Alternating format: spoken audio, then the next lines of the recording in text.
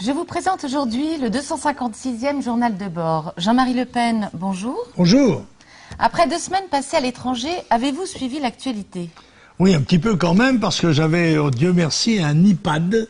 Grâce à ça, j'ai même pu voir Marine Le Pen sur BFM TV, une excellente prestation dans laquelle elle a littéralement, on peut le dire, déculotté M. Leonetti, le ministre des Affaires européennes. Alors, nous allons commencer par l'actualité internationale, si vous le voulez bien. Donc, Laurent Gbagbo, lui, dérange aujourd'hui. Qu'en pensez-vous et surtout, que pensez-vous de l'ingérence française en général? C'est-à-dire que Laurent Gbagbo a dénoncé l'ingérence française. Il a d'abord dénoncé le fait d'avoir été arrêté et transféré à La Haye devant ce tribunal international. Et il se défend, bien sûr, des crimes dont il est accusé en affirmant qu'il y a eu là-bas des combats réciproques et que par conséquent, il faudrait aussi y attirer M. Ouattara. Mais surtout, il a dénoncé l'ingérence française en disant que son gouvernement, qu'il avait été renversé par l'intervention militaire armée française. Et alors, les suites du printemps arabe ont débouché sur l'islamisme radical, d'où les résultats des élections égyptiennes avec 2/3 des suffrages qui ont été remportés par les radicalistes. Qu'en pensez-vous? Écoutez, je crois que ce qui est important, je me range à l'avis de la ministre de la Jeunesse, qui est d'origine arabe, et qui dit, moi, je ne crois pas à l'islamisme modéré, je ne crois pas à la modération possible de l'islam. Il y a l'islam et il n'a pas de qualification. Or, il est évident que dans l'établissement, selon la pensée unique, chaque fois que l'on parle de l'islam, on parle de l'islam modéré. N'est-ce pas? Comme quoi il faut mettre une espèce de sourdine, une espèce de bémol à l'évolution qui est en train de se produire et qui est en quelque sorte une claque gigantesque donnée aux Occidentaux, c'est-à-dire Américains, Français, Britanniques, qui ont lancé l'opération et se sont félicités du printemps arabe. Ce printemps arabe tourne à l'hiver, comment dirais-je, islamiste, ce qui était prévisible, ce que nous avions prévu et que eux n'avaient pas prévu. Autrement dit, on pourrait tous les ranger au Parlement européen et avec les Américains sous l'étiquette du parti crétin démocrate. D'accord. Marine Le Pen était invitée cette semaine à l'université Paris-Dauphine, où des membres de 5 syndicats étudiants différents l'ont empêché de parler. C'est absolument inadmissible. C'est totalement inadmissible, mais c'est dans le fond la reconnaissance du danger que Marine Le Pen représente pour la gauche et pour ses forces révolutionnaires, entre guillemets, n'est-ce pas, parce que les révolutionnaires de salon, révolutionnaires façon 68, qui sont des officines stipendiées, comment dirais-je, favorisées d'une part dans les médias et d'autre part subventionnées à tous les niveaux pour servir de troupe de choc aux différents partis politiques. Alors que Marine Le Pen n'ait pas pu répondre à l'invitation d'un débat alors qu'elle est candidate à la présidence de la République, c'est scandaleux, c'est scandaleux. Et que ça n'ait pas été dénoncé, et au contraire, que M. Sapin ait considéré que cette manifestation était somme toute assez légitime, alors qu'elle est une manifestation qui interdit la liberté d'un candidat, eh bien, à bon entendeur, salut. Et d'ailleurs, une élue Front National des Bouches-du-Rhône, Elisabeth Philippe, a quant à elle été tabassée, ainsi qu'un de ses militants, dans une cité chaude de Marseille. Donc là, c'est un véritable terrorisme général. Non, elle n'était pas dans une cité chaude, elle était à la limite d'une cité chaude. Oui. Elle collait, élue régionale, elle collait avec un camarade des affiches à 2, et ils ont été agressés à coups de barre de fer. Son camarade a eu un bras cassé, il a eu les mains cassées. C'est absolument, mais on sait qu'à Marseille, c'est devenu une zone de non-droit et que on se bat à la Kalachnikov, etc. Et que ceci montre bien l'échec catastrophique de la politique de sécurité de M. Sarkozy, qui, je le rappelle, a été, avant d'être président de la République, était ministre de l'Intérieur dans les années précédentes. Mais François Hollande, quant à lui, réclame dès à présent, au cas où le Front National serait présent au premier tour, un front républicain anti-FN. Bah évidemment, c'est leur bouée de sauvetage. L'UMPS essaiera de s'unir, évidemment, pour empêcher les Français d'exprimer leur opinion.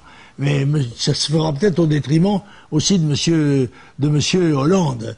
Je dois dire que je n'attendais pas que cette révélation, que Monsieur Hollande oserait dire cela à cette période, à 6 mois des élections. Nous allons aborder à présent le sujet de la quête des promesses de signature, un véritable casse-tête, malgré que Marine Le Pen se soit manifestée lors du Congrès des maires de France il y a 2 semaines. Oui, nous en avons toujours rencontré des difficultés pour recueillir les signatures de maires, mais ce recueil devient de plus en plus difficile compte tenu des pressions qui s'exercent sur les maires du fait que ce parrainage est public. Ce qui, à mon avis, est anticonstitutionnel. Car, qu'on le veuille ou non, cette désignation est devenue politique. Et la coutume crée la loi. Comme les assemblées créent la loi, la coutume est créatrice de loi. L'interprétation qui est faite dans l'opinion, c'est que c'est un parrainage politique. Et dans ces conditions-là, évidemment, il doit répondre au secret, qui est la condition sine qua non d'une élection démocratique. Alors, il convient, il y a encore 5 mois avant les élections, il convient de changer la loi de façon à ce que les maires, et c'est ce qu'ils demandent tous, aient la liberté de pouvoir parrainer administrativement les gens qu'ils souhaitent parrainer. Marine Le Pen a manifesté hier devant le Sénat afin de protester contre le projet de loi visant à accorder le droit de vote aux étrangers lors des élections locales.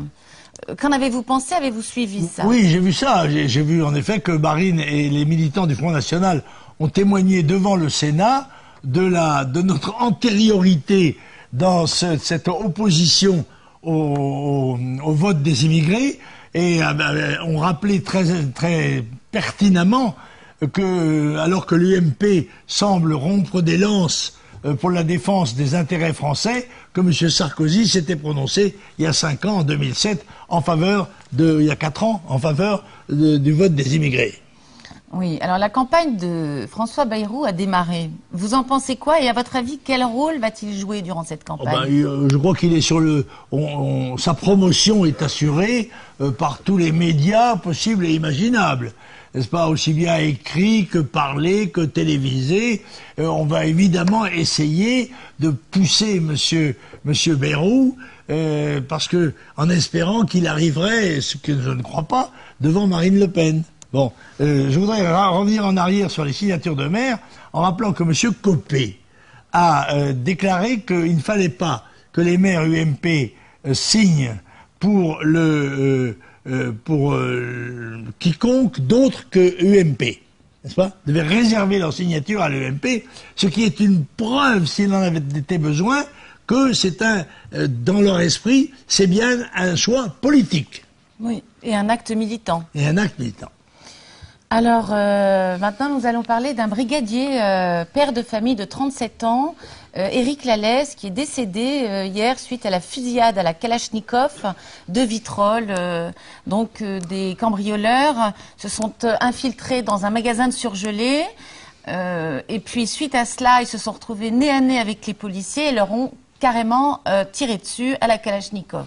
Oui, c'est le genre de fait criminel qui se multipliera, compte tenu du laxisme de l'État à l'égard de la délinquance et de la criminalité, parce qu'il ne faut pas confondre les deux notions. Très souvent, on parle de délinquants quand il s'agit de criminels. Non, les délinquants sont ceux qui commettent des délits, et les criminels sont des gens qui commettent des crimes. Il s'agit là, bien sûr, de crimes, et je crois que ce qui est nécessaire, c'est de rendre à la police la présomption, la présomption de légitime défense. Autrement dit, les policiers doivent être légitimement réputés en droit de tirer si on leur tire dessus. Voilà. Donc il est très facile aujourd'hui de se procurer des armes de guerre. Oui, tout le monde sait qu'il y a des dizaines de milliers d'armes qui circulent dans les endroits de non-droit, et en particulier des armes de guerre, on connaît même leur prix, c'est entre 1500 et 2000 euros pour une Kalachnikov, qui est en fait un fusil mitrailleur. Alors hier soir se déroulait un sommet de l'euro qui réunissait différents divers chefs d'État européens. Qu'en avez-vous pensé? Il semblerait que ce soit un fiasco, non? Bah écoutez, c'est toujours présenté comme un succès. Alors, de succès en succès, nous allons aller dans le précipice.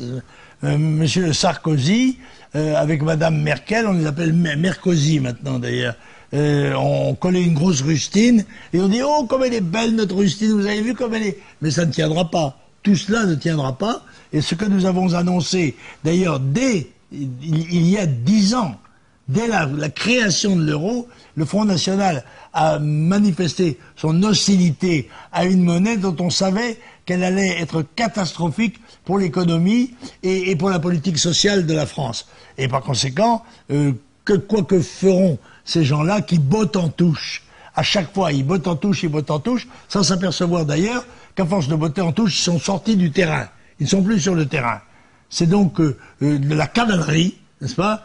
Paul emprunte à Pierre, qui emprunte à Jean, qui emprunte à Paul, qui emprunte à Pierre, qui emprunte à Jean, etc.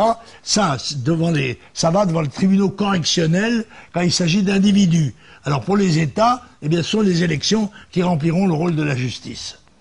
Je vous remercie beaucoup, Jean-Marie Le Pen, pour ce 256e blog. Nous nous retrouvons donc jeudi prochain. Au revoir. Au revoir.